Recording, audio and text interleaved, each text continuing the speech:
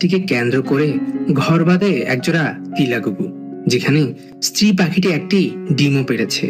গুগু দম্পতি বেশ কদিন ডিমটিতে তা দেওয়ার পর হঠাৎ করেই তারা কোথায় যেন হারিয়ে গেল। কোনো এক অজানা কারণে গুগু দম্পতি এখন আর তাদের এই ডিমটিতে তা দেয় না।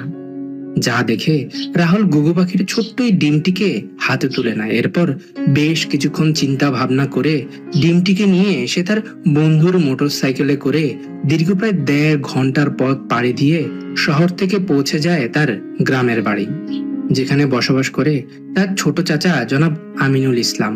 গ্রামে পৌঁছাতেই রাহুল গুগু পাখির এই ডিমটিকে তুলে দেয় তার চাচার হাতে। এরপর রাহুল তার চাচাকে সব খুলে বলার পর তিনি গুগু পাখির ডিমটিকে নিয়ে চলে আসেন তার পোষা কবুতরগুলোর কাছে। ডিমে তা দিতে বসা এই কবুতরটিকে সরিয়ে তিনি গুগু পাখির এই ডিমটিকে রেখে দেয় তার বাসায়, কারণ এই কবুতর দম্পতি প্রথমবারের মতো ডিম পাড়ায় তারা কেবলমাত্র একটি ডিম দিয়েছে।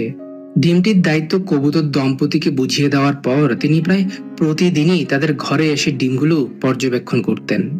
দিন কয়েক যেতেই তাদের একটি ডিম ফুটফুটে একটি ছানার জন্ম হয়, কিন্তু ছানাটি যে গুগু পাখির নয় তা দেখেই খুব ভালোভাবে বুঝতে পেরেছেন জনাব আমিনুল ইসলাম।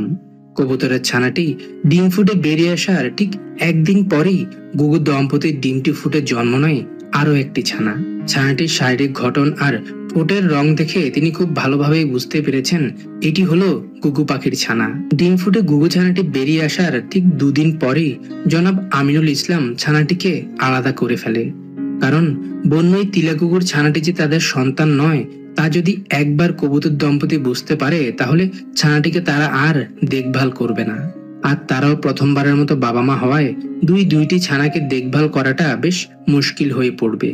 কবুতর দম্পতির কাছ থেকে ছানাটিকে এনে জনাব আমিনুল ইসলাম নিজেই শুরু করেন ছানাটির দেখভাল করা।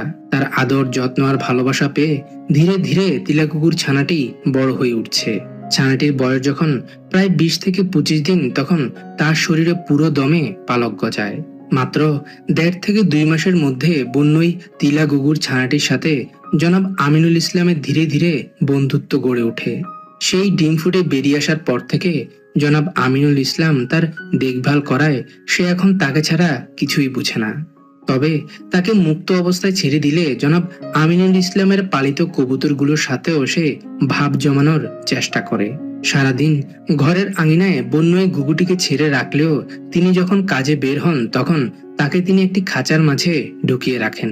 মাস কয়েক যেতেই তিনি লক্ষ্য করেন তার পোষা বন্য তিলা গুগু পাখিটি এভাবেই ডাকতে শুরু